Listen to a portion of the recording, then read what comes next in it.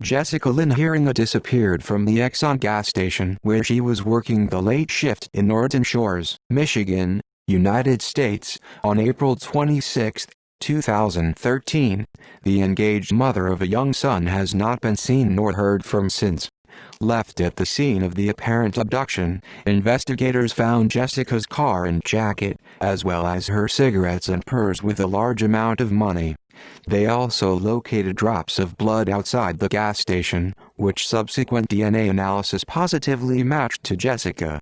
Also, parts to a firearm were uncovered in proximity to the blood. Over the next 3.5 years, a 75-member task force with 14 specialized divisions, such as aviation, behavioral sciences, technical services, and intelligence analysis, from 15 local, state, and federal law enforcement agencies, gave 12,000 man-hours to a vast investigation that included upwards of 1,400 tips received, 33 search warrants executed, 20 residential searches by consent, as well as 12 ground and 2 underwater searches. Although Heeringa's remains have never been found, a pair of male cousins have been tried and convicted in connection with her untimely disappearance and assumed murder. In September 2016, a resident of Muskegon Township, Michigan named Jeffrey Willis was charged with Jessica's kidnapping and murder on the strength of forensic evidence combined with eyewitness testimony that implicated him. Willis was found guilty of Heeringa's kidnapping and murder on May 16, 2018. He was sentenced to life in prison a month later. Willis's cousin, Kevin Bloom, pleaded guilty to lying to detectives both during the Heeringa investigation as well as during that of a 2014 homicide, of which Willis was eventually convicted. For this offense, he was sentenced to time served. On November 27, 2017, Bloom pleaded no contest to having been an accessory after the fact by helping Willis dispose of Heeringa's body. For this, he was sentenced on January 9, 2018, to time served plus 5 years probation along with the added requirement of having to wear a GPS tether for 1 year at minimum. On November 2, 2017, Willis was found guilty of the 2014 murder of Rebecca Sue Bletch. 6 weeks later, he received the mandatory sentence of life imprisonment without the possibility of parole. Willis is also charged with the attempted kidnapping of a 16-year-old girl in 2016, as well as child pornography in 2011, which involved his unsuspecting female next-door neighbors who were 14 years old at the time. He is also a suspect in the unsolved murder of a 15-year-old girl that occurred in 1996. Disappearance timeline. The following is based on eyewitness and police testimony made in court hearings. April 25, 2013, a female customer who frequented the gas station saw Heeringa working late at night and commented to her that she should not be there all alone at such a late hour and that her boyfriend should at least accompany her. She reported that a man who overheard the women's conversation then interjected, "She's got her customers looking out for her too," but that Heeringa sort of shook her head and started shivering, like a chill went up her spine or something.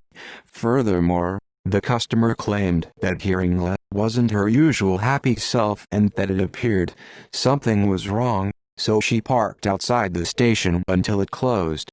She did observe the strange man leave that night. April 26, 2013, 10:55 p.m. The last transaction, a cigarette lighter, was recorded on Heeringa's register. 11 p.m. An Exxon manager and her husband drove by the station only to find a man acting in a suspicious manner. They observed him repeatedly opening and closing his silver minivan's rear hatch. Then they saw him drive away. They later described the man, his behavior, and his vehicle to the police. 11:02 to 11:05 p.m., a silver Chrysler Town & Country matching the couple's description was caught by surveillance cameras of 3 other businesses speeding away from the station. 11:10 p.m., a man pulled up to the station and attempted to pay for gas. However, being unable to find Heeringa anywhere in the store, He called 911 at 11:25 p.m. Police arrived at the gas station. In addition to Heeringa's belongings, they found accessory parts to a gun near a pool of blood outside the station.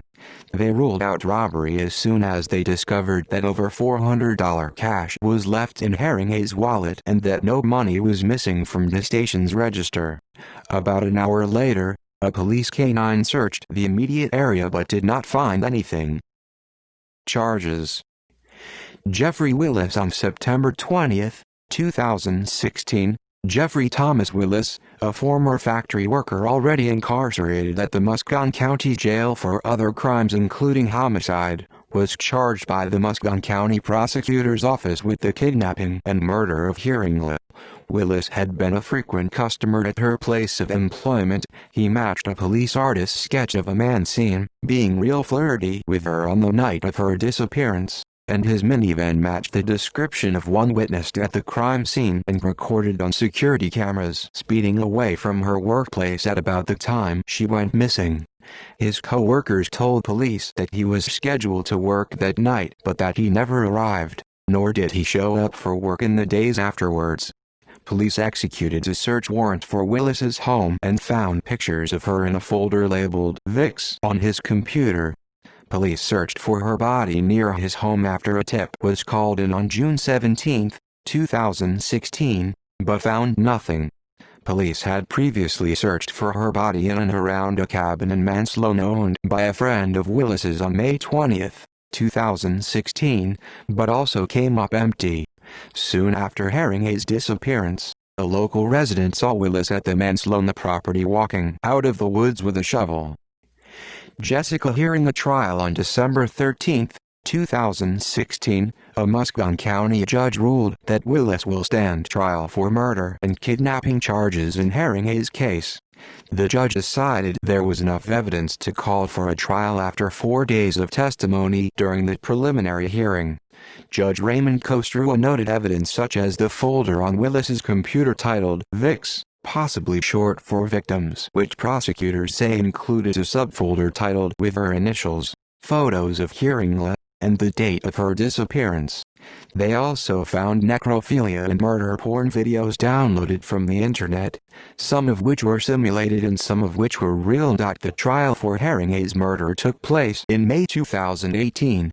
After 1.5 hours of deliberations, the jury found Willis guilty of Heeringa's kidnapping and murder on May 16, 2018.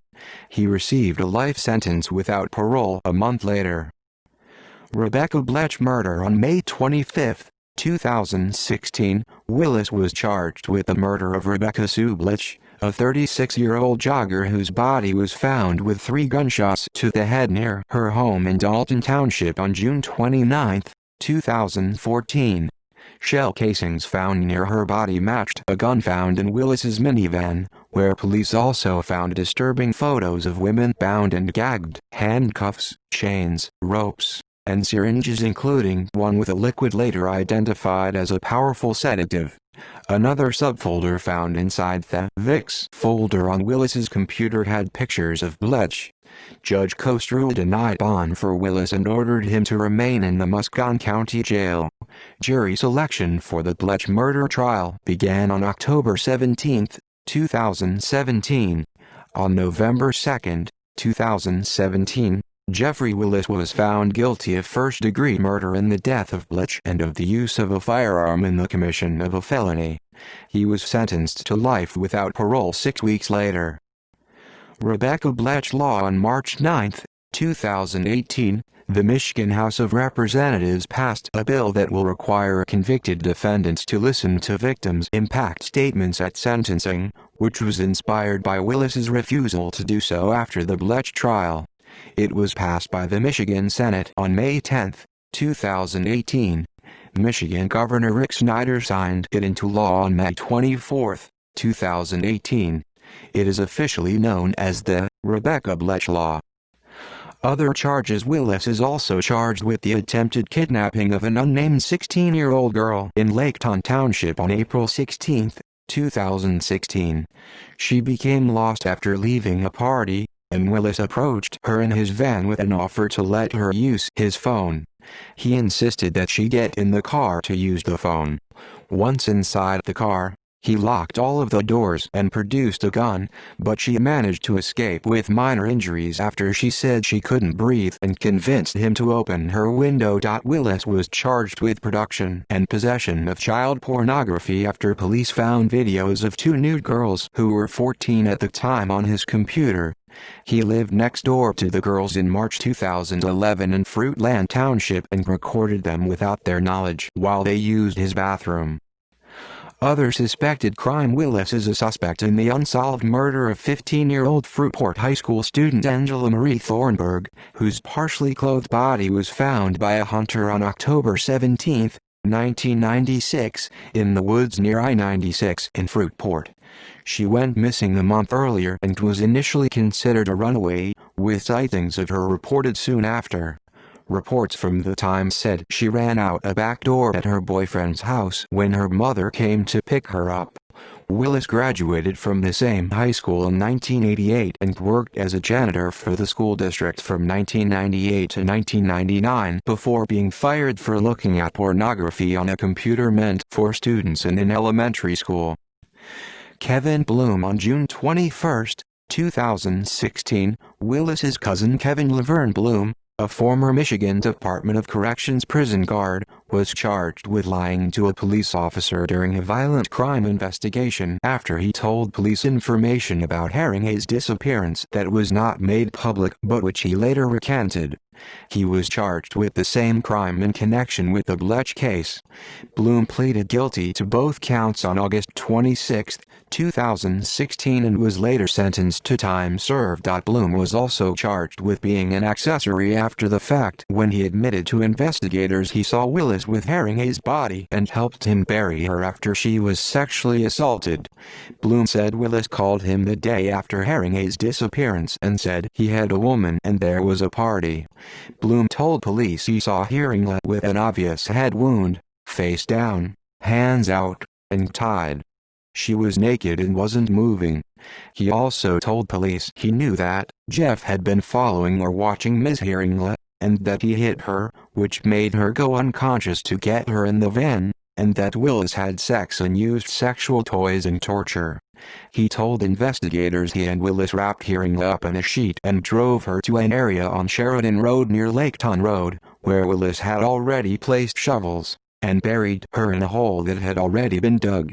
Bloom has been suspended without pay from his job as a sergeant at the West Shoreline Correctional Facility, a state prison in Muskegon Heights.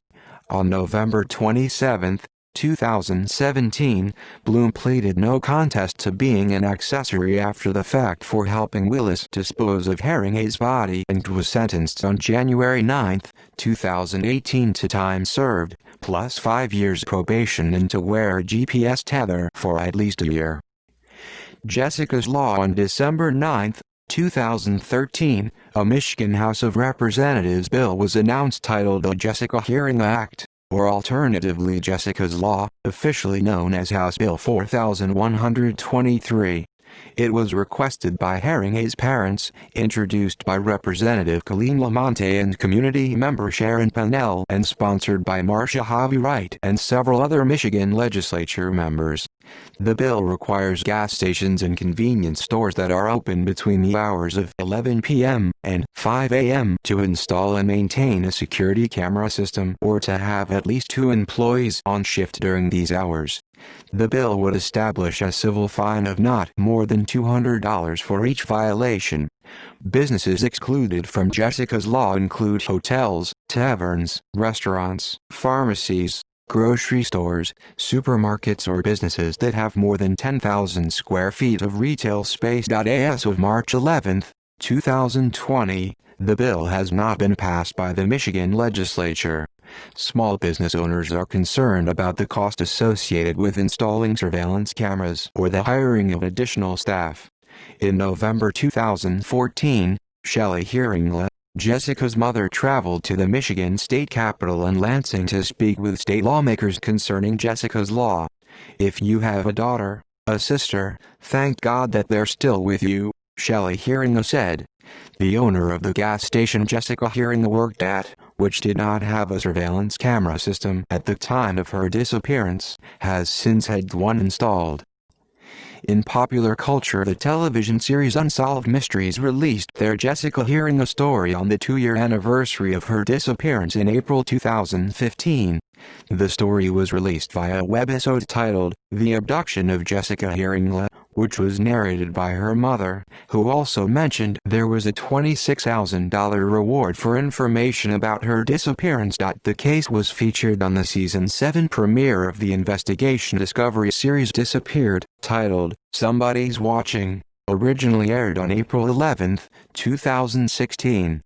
Coincidentally, Willis's arrest for the attempted kidnapping of the minor female less than a week later on April 16, and the additional investigation afterwards, eventually led to the other charges against him and Bloom. Jessica's story was subject of a 3-part episode of the podcast The Vanished in April to September 2016.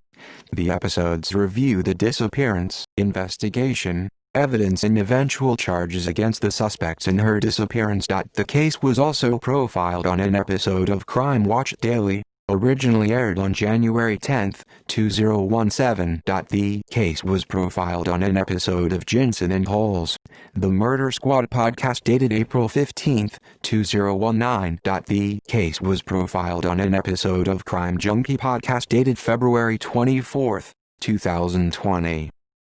See also: Crime in Michigan, list of murder convictions without a body, list of solved missing persons cases. References. External links: Jeffrey Thomas Willis's profile, Michigan Department of Corrections Jeffrey Willis articles from Grand Haven Tribune Jeffrey Willis investigation from Wood TV.